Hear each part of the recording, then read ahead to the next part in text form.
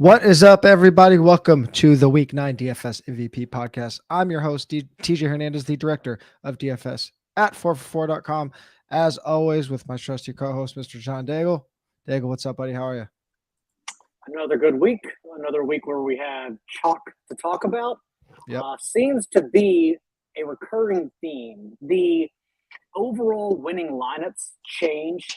Last week, for instance, was Garrett Wilson and or Tyler Conklin. And as the contrarian pieces around the chalk. But the overarching thing really seems to be just play the chalk. Everyone's been sucking up 60% Tony Pollard, 65% Josh Jacobs every week, and then just figuring out what unique player is best to tag along with them. I know you also had another interesting note from your GPP review article on last week's Millie Maker winner lineup. Yeah, I mean, in general, it was the second highest cumulative ownership that we've seen. I think that no matter what, like the chalk's not going to keep hitting as consistently as it is. So I think we still need to be thinking about we don't want to just be lazy and say the chalk's hitting, there's nothing I could do about it.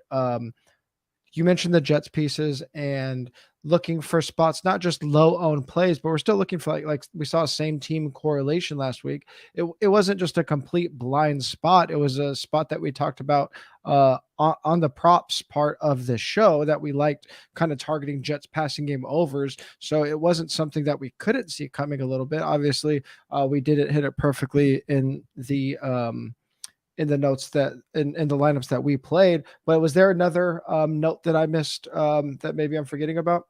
That's the one you had tweeted. I would also say that it seems like quarterback has been, I don't want to say easiest because I haven't picked the right one, but it's been fairly easy to know and see which one is going to take down tournaments with every week. And then, of course, the double stacks you bring along with that quarterback have been super important.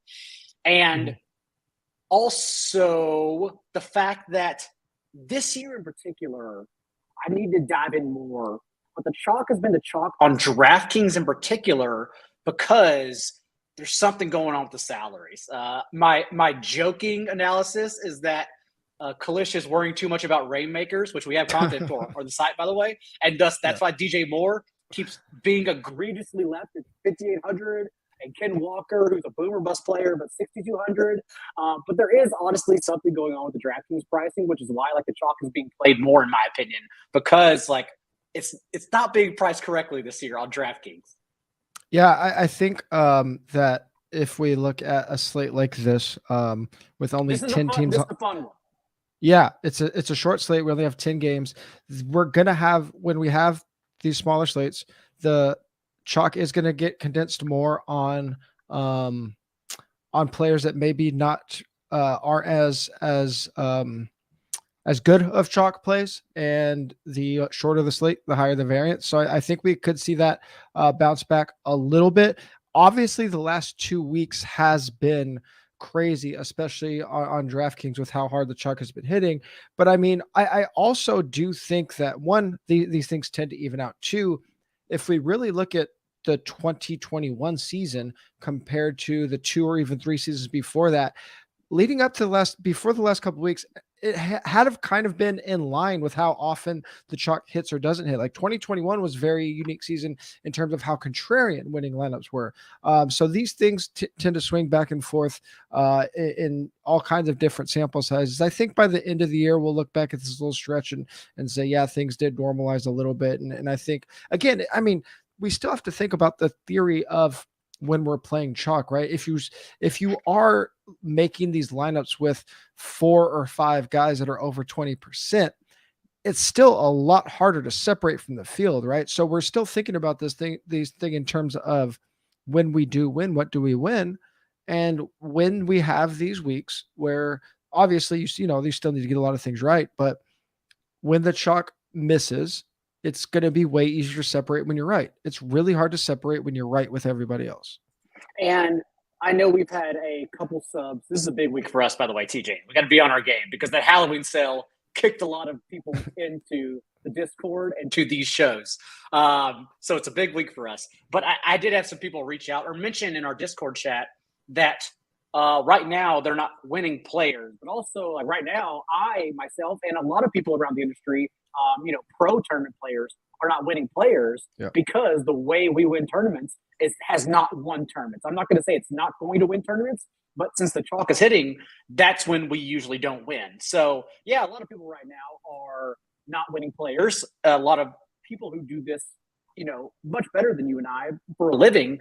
And that's just how the season has gone so far. Yeah. And it's been predictable given what's happened. So, we still keep fighting. You have to understand how we're playing and what we're playing for. And so, it's not going to be consistent. If you're playing cash games, I think it's been a really good season for that, honestly. Yep. Because the chalk has named itself. They're literally just yelling who to play every single week. But that's not what I play, for better or worse. But I also understand the mental swings and the bankroll swings, and it's okay because I understand what I'm getting into. So you just have to understand it. Also, I've reached out to those people in our Discord, which, if someone's listening to this who's also in the Discord, who I haven't personally chatted to, I will also chat with you. We will get you on track on the right sort of plays you need to be playing or the right sort of games you should be playing. Yeah. And then we will go from there.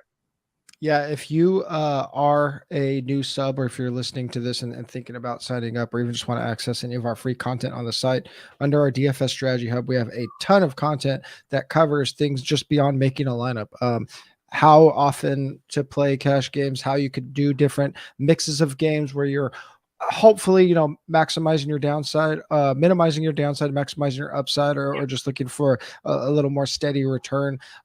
You and I tend to be a little more aggressive on what percentage of money we have in tournament play. So you're going to have some bigger swings with that. So go into the Strategy Hub, check that out. And I mean, DFS is just the nature of the game as it evolves. People get better.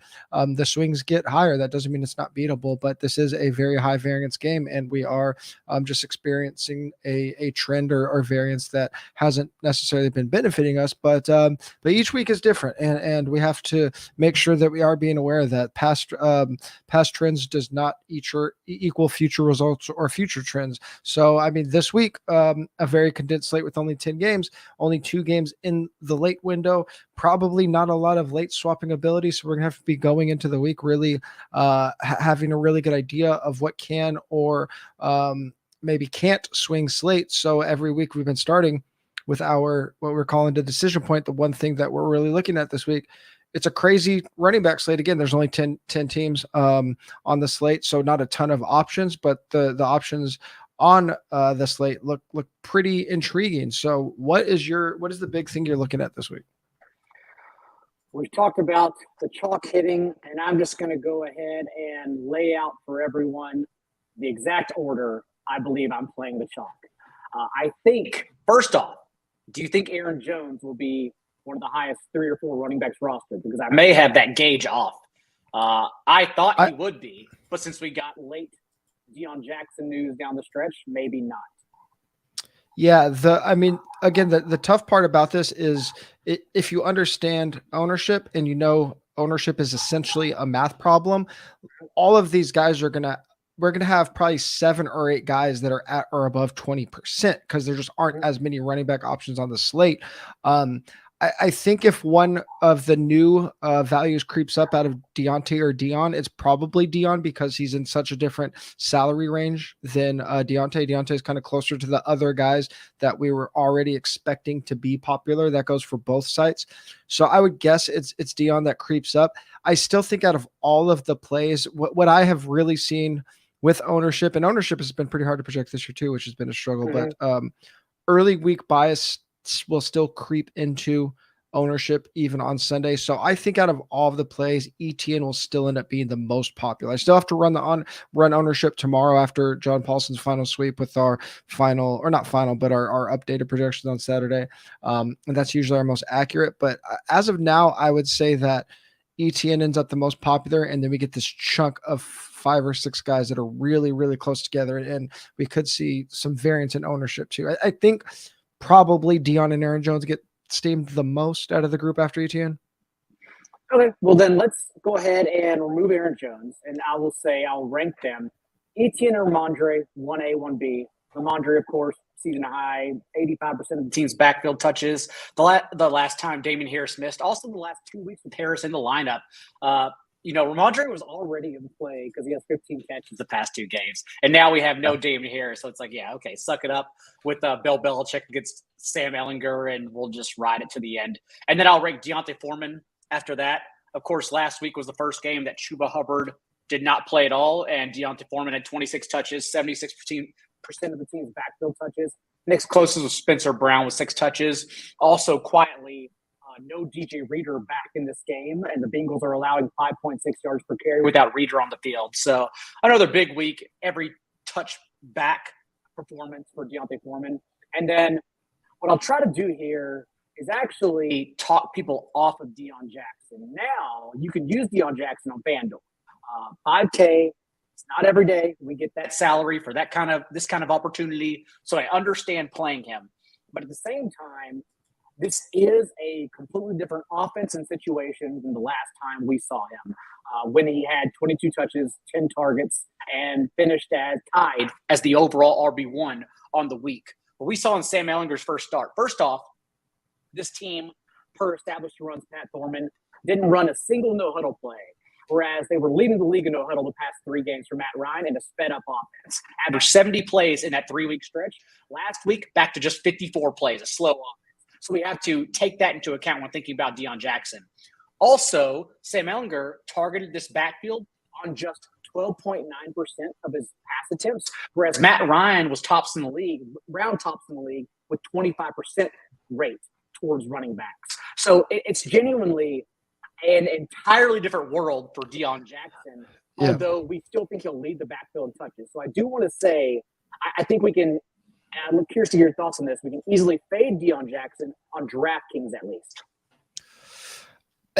I think it's going to come down to, at least in tournaments, it'll come down to what his ownership projection looks like. I think probably with so many running back values, if it looks like he's going to be the number 2 most popular play, I think it's going to be, I don't want to say super easy, but it will be kind of easy to fade him, especially if Ramondre ends up less popular on the other side, because it's not a week where like his salary isn't so crazy low that it's just changing the slate already, because it was already a slate where unless you're playing Josh Allen, Stephon Diggs stacks, you have a lot of maneuverability in your salaries. So I do think it is a week where it will make sense to be underweight or fade the cheapest running back value, because we have a lot of flexibility already in our builds. And I do agree with you that with, as I mentioned, eight-ish running backs that are going to project for 20+% ownership, it is going to come down to making the correct decision there. And I think we're going to have to be careful, because we've talked, about the chalk hitting so hard in the last couple of weeks. It's going to, even though it's going to feel like you're playing heavy chalk, it's a week where, because it is a short slate, because all these running backs are going to be so popular, I think it's going to be okay to play 2 of those guys together. I'm not saying I'm necessarily going to do that in all my lines, but I think it's fine. In cash games, I think the only lock for me right now is Etienne, and then it's going to be, there's a lot of decisions to make between now and Sunday. I absolutely do not mind playing them both together, or 2 of the popular ones together, because the quarterback slate, in my opinion, is very much spread out. And that then makes it naturally contrarian to tag along your double stacks. Like right now, we, and a lot of different models, have Justin Herbert projected with the most.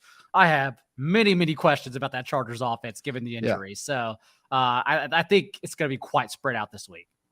Yeah, I think the only other big decision point for me this week is going to be, at least in tournaments, it's basically, is it Josh Allen or not? Just because he is such a the team total and his projection is clearly higher than the field, but it's not so much higher that I think it's one of those slam dunk Josh Allen weeks. I think it's a really, really good week, at least in tournaments, where you can get, again, only 10 games. So if one game goes off, I think you could get really funky with your stacks this week. And if Josh Allen doesn't go nuclear, you can get there with some weird stacks. I should probably save this one for the Discord, but also if Nyheim Hines, who's only been reported as being used on punt returns right now, Yeah. right? And we saw the 2 running backs traded so far to play in their first game with the new playbook. James Robinson, 22% snaps. Christian McCaffrey, 28% snaps. Like, if we don't think Nyheim Hines is up to speed, Devin Singletary is right there on FanDuel, right next to Deion Jackson too. It's like, okay, this may be the final week to sneak him in here. Yeah, I did a podcast this morning with Osmo, aka now known as Stochastic, and told them that is probably the one thing I'm watching the most. If we get a pretty clear signal that Nyheim Hines is going to play, like you said, say 20% of snaps, I think Singletary is probably the play of the week. As we've been doing every single week, giving you guys multiple options, not just playing on FanDuel and DraftKings. One spot we've been really successful this year, both in the DFS and the betting side of things, has been with the props. One of those prop sites we've been able to attack has been Underdog. So every week on here, we have been building a Underdog card somewhere between 3 or 4 picks. So we'll go through that today. As always, we will look at my account and try to check out some of the Underdog projections versus the 4-for-4 projections. I have a couple that I'm interested in, but does anything stand out to you off the top today? Feel free to go ahead and get us started. Okay. One spot that I really like all around is the Vikings. I think that is a spot in DFS where I wrote up Dalvin Cook for DFS, but I also talked about on Joe Holko's podcast. I think it's a spot where we could mini stack this game because even though I like Dalvin as a contrarian DFS play, Washington is a pass funnel. This is an offense that, even though they're a 6-1 team, I think they're getting things. They're really clicking now. Justin Jefferson is going to continue just to be a consistent beast on this team. His over-under receiving yards is high-ish, 90.5, but we have him projected at 114. And I think if you're looking for correlated plays, whether it's on Underdog or on another DFS site, I think correlating Vikings plays is a really positive EV play this week. Do you have any lean on the Vikings or on Justin Jefferson? That and the Panthers-Bengals game, I'm watching closely their team totals throughout the week or the weekend before the Sunday morning Discord chat, because those are the 2 skinny stacks I kind of want to be on as well. Maybe cool. Dolphins, Bears. I somewhat worry about the Bears pushing back, but Dolphins, Bears as well. So yes, I agree. I came into the week thinking, like Justin Jefferson and Terry McLaurin is an amazing skinny stack opportunity. We have a pretty decent projection on Terry McLaurin, especially it looks like he's been popping a little bit more with Heineke. We have him at 78 yards. I believe on Underdog it's at 60 something. Let me find it here at 67. So it's not it's a little bit higher than some other sites. So it's only 11 yards higher. So we're not getting a lot of value on it. Are you okay going over on it, or is there anything else you like that you see here on the Washington side? They have Heineke for 233 and Curtis Samuel for 49.5. I do like Curtis Samuel, but that's really not his receiving yards. He has 9 carries the past 2 games with Taylor Heineke under center. What is Tyreek Hill at? Because we have Tyreek Hill, and mind you, like Paulson is usually good at medium projections. He has Tyreek Hill projected for 117 receiving yards. Yeah, he's down at 87.5. So we're super bullish on Hill. I say we go over. I mean, it's totally fine. Again, I've been kind of looking at that. It's like, who can I bring back if I sneak in Tyreek and Waddle this week? Because I don't think the Bears offer any pushback. That's my only concern here, is that it would be just only in the Dolphins' favor. Yeah, it's tough to, like, even with Herbert's big fantasy games the last few weeks. It's been quite a bit of rushing, but we're not getting a lot of rushing on his value. 8.5 rushing attempts is a lot. 50 rushing yards is a lot to expect. I think the numbers are pretty sharp on him, and they're going to have a very non-centralized office now. We already have a bit of a back and forth in the backfield with Montgomery and Herbert, and now it sounds like Claypool is definitely going to be playing, so who knows how much he cuts into Mooney there. So yeah, unfortunately with Jefferson and Hill, not a lot of correlation that we can lean into. There's not a lot of value on the other side of those games. We can still pick one more though. Yeah, absolutely. We can go. Let's see what else we have here. We don't want to add. What about producer Sal is mentioning what is PJ Walker's over in receiving yards? We do have a large number projected for him as well if he's sitting under 190. Okay. Do you think PJ Walker is good for over 187? We have him projected at 231. It's roughly a 43 yard difference we have. Yeah, they're going to be in I believe they're 7-point underdogs. They should be in a pass heavy game script. Obviously, no Chidobe Awuzie. Yep, no Awuzie. No Mike Hilton. Their safety, their rookie safety, Dax Hill, they were actually playing at cornerback at practice today because they're going to have to give him nickel reps. Yeah, and I have a little more to say about this game later in the podcast. So let's go. 3 uncorrelated plays. Unless you have a fourth one you want to add. I think we may have lost the last 2 ones. So no, screw it. Just go. Like we got to get back on track. Uncorrelated may be the way to go here. Yeah, uncorrelated, but we're trusting 4-for-4 projections heavily. If you guys missed, if you guys are watching this later, I will post this card on my Twitter. Hopefully, it is still up when all the lines are still up when you guys see it. If you haven't signed up for Underdog yet, go to 4for4.com/underdog. Use a promo code 4for4 when you sign up for a new account and get a free 4for4 DFS subscription plus a 100% deposit match up to $100. That one is for producer Sal, and hopefully he brings us some good luck to get back on the right track. But let's get into why you guys are definitely here for this podcast, and that is the DFS plays of the week. Starting at quarterback, as always, touched on this game a little bit. Who's your quarterback this week?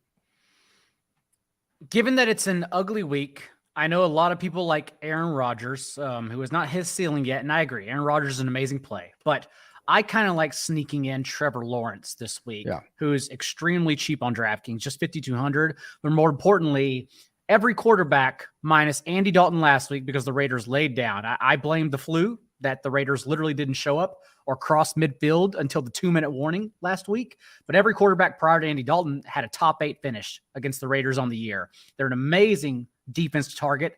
And where Trevor Lawrence has struggled in the red zone, he has the lowest EPA inside the 20, and the Jaguars have the 9th lowest touchdown percentage there. That's where the Raiders seed points. They are allowing the 2nd highest touchdown rate from inside the red zone, and overall, the highest passing touchdown rate in the league. It's an amazing bounce back spot for Trevor Lawrence, especially in an ugly quarterback week where we're honestly not scared of many, if any. So, yes, I do like paying down and getting that salary with Lawrence this week. Yeah, we're going to be quite heavy on this game. As you'll see throughout the podcast, the Raiders are one of the worst defenses in the league, including ranked dead last in 4-for-4 schedule adjusted points allowed to quarterbacks. So Lawrence obviously in a great spot against the Raiders defense, has some weapons that you could definitely pair with him. But I think in all formats, if you're not playing Josh Allen, that you're really not giving up a lot of expectation or even ceiling to any of the other quarterbacks on the slate, especially against that defense. So I definitely like that call there. I'm going to, get off of the obvious Josh Allen play. And this isn't necessarily a pay down option, but it is a guy that's kind of in a weird salary range because I think a lot of people are going to go up to Josh Allen or go down to some of these, at least not low price, but lower price quarterbacks. You mentioned Aaron Rodgers, but Kyler Murray is kind of in a no man's land there. 8,200 on FanDuel, 7,400 on DraftKings against the Seahawks in a game with a 49-point over under. This is the only game on the slate where both teams are top 10 in neutral pace ever since DeAndre Hopkins has returned. Arizona is 7th in overall passing rate and 6th in explosive passing rate, while Seattle's 22nd in explosive passing rate allowed. Murray has averaged 37 rushing yards per game this season. That's almost a passing touchdown worth of fantasy points. There's obviously a ton of value there. We have him projected as a top 4 quarterback value on both sides. On FanDuel, where it's a little bit easier to pay up for those quarterbacks, he's a top 2 value. I love Kyler Murray in all formats. If you can't afford to get to Josh Allen, I think Murray makes him, his legs make him cash viable. But I think the Cardinals and I think this game has a crazy ceiling this week. I am genuinely a little worried. I see Kyler projecting well, but I'm slightly down on this game because of Seattle's defense. Seattle's defense the last 3 weeks has been incredible against Kyler. Who did play without DeAndre Hopkins the last time these two teams played. Justin Herbert and Daniel Jones, but they're averaging 5.5 sacks the last 3 weeks. Only allowed 15 points per game in that span. They're Football Outsiders' #1 defensive DVOA in that stretch as well. We can definitely argue that 3 weeks is not a big enough sample size to worry about it too much. And Kyler, of course, has a ceiling. But yeah, I came into this week a little bit down in this game compared to expectations. If we get to, and we actually won't know this until it's one of the 2 late games on the slate, but if we get to Sunday and we see ownership projections and it looks like Kyler is going to be like the 7th or 8th most popular quarterback on the slate instead of the 3rd or 4th, would that change your opinion? Yeah, I think there's a chance that he could tumble to that. I think odds are probably in his favor to fall to that, honestly. Yeah. So I think there's an argument to be made that if you play Kyler, I don't think you're playing without Nuke, considering how much target share he's been playing. But if you play Kyler with a double, you're going to get a pretty low 3-player combination with Kyler and Nuke, and then any other pass catcher you bring along with them. Let's stay in this game and talk about a player that I like a lot, actually. This is probably the guy that I end up playing. You talked about deciding on the chalky backs this week. This is probably the one I go to a lot. I think the last time these two teams played 3 weeks ago, I had Kyler double stacks and Ken Walker as my run back. And it's a situation where I think it would work out much better if we chose to do it again. But now the past 3 games, Ken Walker, he is a bit boomer bust more than we wish because he only has 5 targets in that span. But the past 3 weeks, he has 62 carries and 12 of them. And these 3 starts for Rashad Penny have gone for 10+ yards. He's a walking explosive machine. And the Cardinals are the front 7 that has allowed the league's 2nd highest rate of 10+ yards this year. So we think like we actually can maybe play Kyler double stacks with DeAndre and Rondale Moore and bring it back with Ken Walker because he can explode with the middle. So that's kind of the way I'm looking at it right now. Yeah, I like that call a lot. And one of the reasons I like stacking that game, and I think it makes sense for Walker as the bring back, is exactly like you said, because he is boom bust. If this game gets enough of a punch to really start taking off and the game gets sped up, even though it does, they're both pretty fast already. If it gets really sped up to like a nuclear level, one of the reasons is probably because Walker breaks one or a few of those long runs off, hopefully for touchdowns. So I like that a lot. The boomer bust maybe takes him out of cash consideration, at least on DK. Like boomer bust isn't that bad in FanDuel cash. But Walker and stacks I like a lot. Completely agree. We again, another one of the chalkier backs, but just attacking the Raiders defense. Travis Etienne, 7,600 FanDuel, 6,300 on DraftKings. In your write-up, you mentioned him as one of the most underpriced players on both sites. You talked about the Raiders defense going against Trevor Lawrence. The Raiders are one of 2 teams ranked outside the top 10 in schedule adjusted fantasy points allowed to every single position. Over the last couple of weeks, Etienne has seen 79% snap share in both of the last 2 weeks, went over 100 yards in both of those games. You mentioned his route participation in your write-up. He doesn't have a crazy high ceiling game yet in terms of receiving, but the Raiders have allowed 3rd most receptions to running backs, 2nd most receiving yards to running backs. We have Etienne as a top 5 value on both sites, especially on DraftKings, where he hasn't hit that reception ceiling yet. You talked about Lawrence. I really think that he's definitely viable in cash. I think you can stack the Jaguars heavily. I think you can stack them with a quarterback running back. I think you can play Etienne standalone because he can have so much value catching the ball. We already know he could break off long runs. Etienne's going to be the most popular player at his position unless Deion Jackson gets a lot of steam there. I think he has a high ceiling at his position this week. I think it's justified. Even after last week's letdown, the Raiders rank 4th in yards per drive and 6th in points per drive. Like their offense is not the issue here. So yes, we expect there to be loads of pushback from both teams. I bet the over early in the week. It's been increased to 49. I like this game a whole lot. And actually, like, I don't know if it gets steamed much, to be honest, given all the other spots on this slate. I don't think the Raiders side will get steamed. It'll depend. We'll come back to this when we and you can get play a couple positions. I think it depends on if either of the wide receivers get any. Like Zay Jones is kind of cheap on DraftKings, and there aren't a lot of punt plays. But I think, yeah, I think I'm gonna have a hard time imagining people just going nuts on Jaguars players. And like Walker and the Cardinals, you can play Jacobs and Lawrence double stacks with Etienne. I love fading Jacobs, though. It's so fun. That's okay, too. That's fine. I mean, there's so many running backs this week. It's not necessary to play them. Yeah. Another game that should be somewhat popular, at least because they have a high team total on a short slate, is the Packers game, specifically the Packers side. But you like another side of it for wide receiver. Oh, yeah. Amon-Ra St. Brown. All he does is score fantasy points. It's in his name. We saw last year Hawkinson missed the final 5 games of the year. That's when Amon-Ra St. Brown averaged 11 targets and 8 catches. This year he's only played 3 full games at health, but he's averaged 11.5 targets and 31.5% target share in those 3 games. And now Hawkins is not on the field, obviously, where you beat the Packers is the boundary.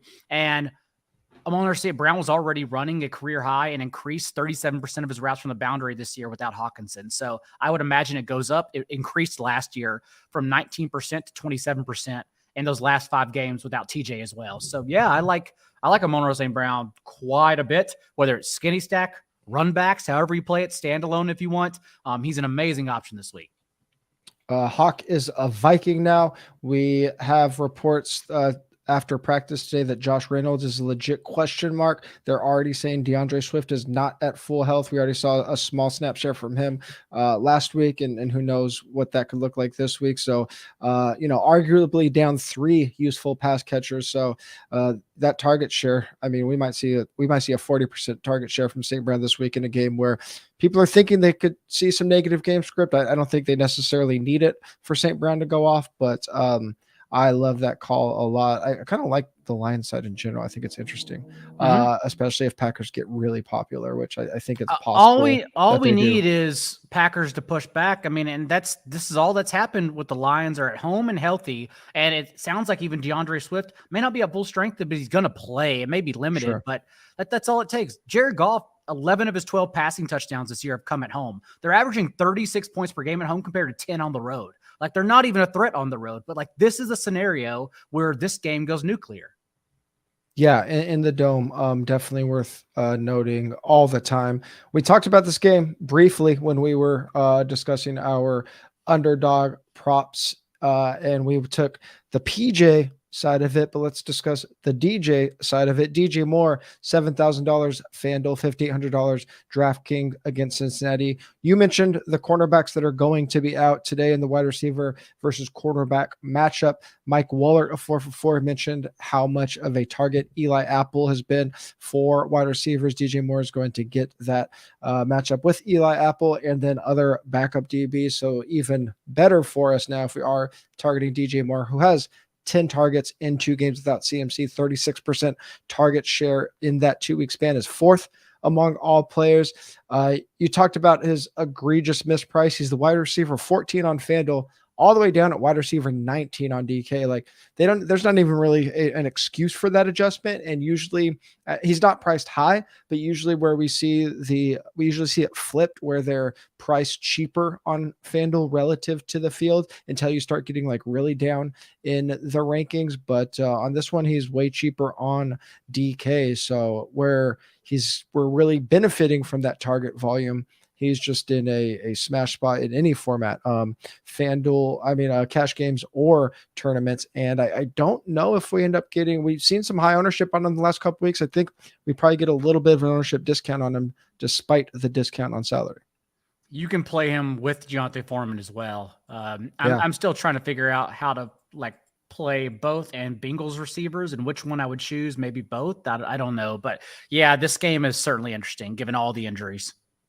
Yeah, and we're going to have one player that is really, we didn't talk about Joe Mixon in the mix of the running backs that we talked about could be chalky. I mean, Joe Mixon could end up being the second most popular running back on the slate. So some leverage there as well. Another game that we talked about in our underdog segment was the Vikings and the Commanders. We weren't getting value on underdog on Terry McLaurin, but we do still like him and we wanted to go over on him. So you want to talk about why betting on McLaurin having a good game is a smart thing to do? I think his 5,900 salary is a value on DraftKings, actually. Vikings have allowed the second most receiving yards per game to opposing receivers from the boundary, where McLaurin runs a majority of his snaps, and more importantly, the third highest rate of passes, 15 plus yards. McLaurin also the past 2 weeks from Heineke has a 25% target share compared to just a 15% target share in his first 6 games from Carson Wentz. So he's getting the volume and he's an amazing spot again. He's my favorite player to skinny stack with. I came into the week wanting to sell Antonio Gibson more, but given how the landscape of running backs have shaken out, I'm fine just playing McLaurin only with any way we play the Vikings. Yeah, I talked about the Vikings a lot already this week on multiple shows. I think if I'm going to be on that, then naturally I should be open to bringing back McLaurin. McLaurin has just looked he's gotten unlocked with Tyler Heineke, which is nice. So definitely some value there. The a wide receiver core that is all of a sudden decimated, a team that's decimated with injuries, is the Chargers. Now with Keenan Allen and Mike Williams out, we have Josh Palmer popping as a value on both sites at 6,200 on FanDuel and 5,100 on DraftKings. This game is tied for the highest over-under on the slate, 49.5. The Chargers favor, despite all those injuries, by 3 against an Atlanta defense that has struggled in pretty much every aspect. The Chargers are 5th in passing rate over expectations, 2nd neutral pace, the best pass blocking line in terms of Football Outsiders adjusted sack rate. The Falcons are the worst pass rush line in the same metric. 1 of 4 defenses ranked outside the top 20 and schedule adjusted points to every position, including last against wide receivers. The secondary has already struggled a ton, and they're going to be without starting cornerback AJ Terrell, although he hasn't helped them play well anyway. So I don't know how much that matters, but playing against a backup is still a very good thing. Chargers and Falcons games have both averaged over 50 total points per game. Only 3 other teams can make that claim. And then even without both of Allen and Mike Williams being out, we've seen Palmer have 3 games of 8+ targets. In his last game he played, he had 12 targets. He missed their last game before the bye. And most of the Chargers are popping in our fantasy point over expectation model. They're coming in under expectation. You mentioned this game has a very wide range of outcomes. Obviously, with this many injuries, things can go south, but Palmer should be the clear wide receiver 1. Atlanta's defense is atrocious. So at least in cash games, I think you should be very comfortable locking in Palmer. You could obviously make the argument that they could just struggle because they have so many injuries. I don't even know if Justin Herbert is right with his rib injury yet, but Palmer is going to be the wide receiver 1 at a very affordable price this week. I wish we had any amount of confidence in any of the Falcons options to run it back. That's what also makes this game so stupid. Maybe I even play Drake London on FanDuel because, Kyle Pitts, everyone keeps citing the target share. The target share doesn't matter. It literally comes down to projecting Marcus Mariota. Is he going to throw 28 pass attempts again? And how easy it is to run on the Chargers? Probably not, because the Falcons could do what they want to do anyways. They're 4th in the league in rush attempts per game. So, yeah, I just don't know how to play this game. I'm still trying to figure it out. Yeah, the tricky thing too is CPAT eligible off IR. Might come back, so it might be me, even more. It might be really hard figuring out who gets the touches now with if CPAT. I'm definitely sneaking in CPAT if he plays. I've already thought about that one.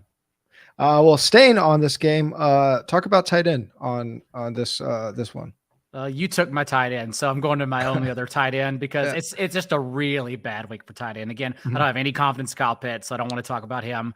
I will go to Gerald Everett for basically all the reasons you mentioned. Everett also with 16 targets the last 2 games. Now the piece of the pie opens up even further given how many injuries they have.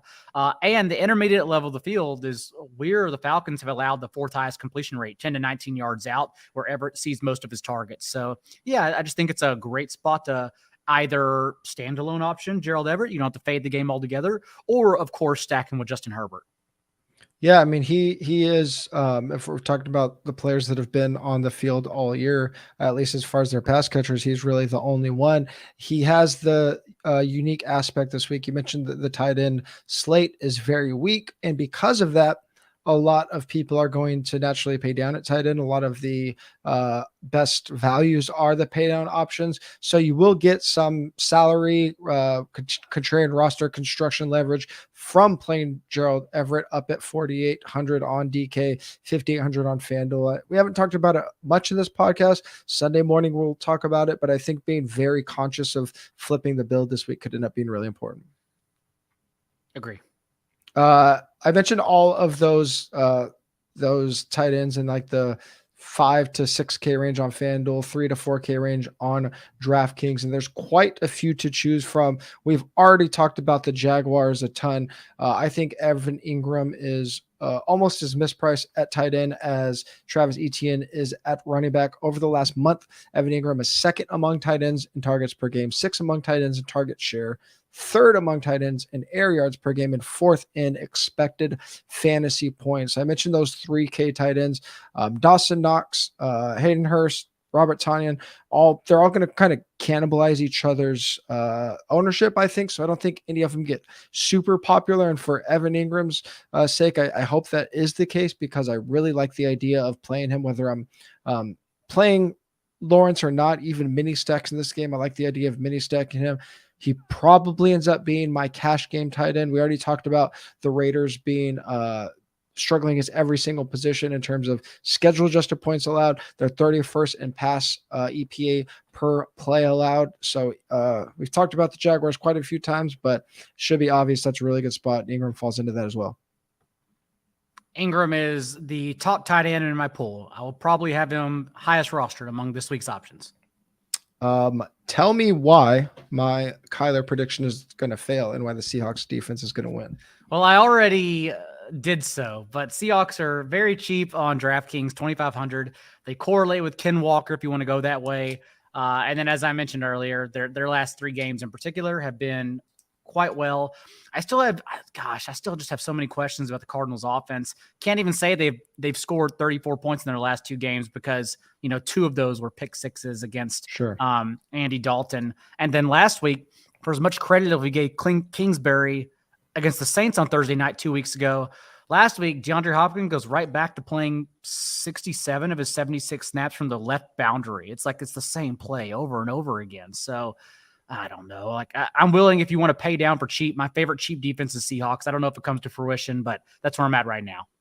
Yeah, we don't have at least on DraftKings where we really need these pump plays. Tougher. We don't have obvious pump plays on the slate. Like we have a lot of like lower salary values at running backs, but we don't have true punts. So we are still going to need to save some salary. Paying down defense is one of the best ways to do that. Even though I like the Cardinals, I mean, we're still on, we said at the beginning, like there's not like outside of the Bills, like an obvious smash spot on the slate, and wide range of outcomes is it's a good thing for DFS, but also means your pick could really flop. So we've talked about this multiple times on this podcast. And if you are paying close attention to our write-ups, sometimes we will have a defense in our player pool in the same game as an offense we're high on. Obviously, we're not playing them together, but that fits into that wide range of outcomes. So I'm definitely not against having the Seahawks in my pool, especially in a week where there just aren't obvious pay down options. I think the one spot that is pretty egregiously priced is the Buccaneers on DraftKings. They're up at 4,700 on FanDuel, but it's easier to swallow that higher salary on FanDuel. At 3K on DraftKings versus the Rams as 1.5 point favorites. They open as 3, still 1.5 point favorites, with the Rams having an implied point total of just 20 points. That seems like one that's going to stand out quite a bit. Does it get super popular? I'm not sure, but one of 2 favorites on DraftKings priced at or below $3,000. The Buccaneers are second in adjusted sack rate. The Rams 23rd in adjusted sack rate allowed, and the Rams are allowing the second most schedule adjusted points to defenses. So Bucks, if you need salary saver and cash, that's probably going to be the obvious one. if they end up being, 20%, 25% in tournaments, or if we think that's going to be the case, maybe you want to stay away from that, but probably the cash game lock for me.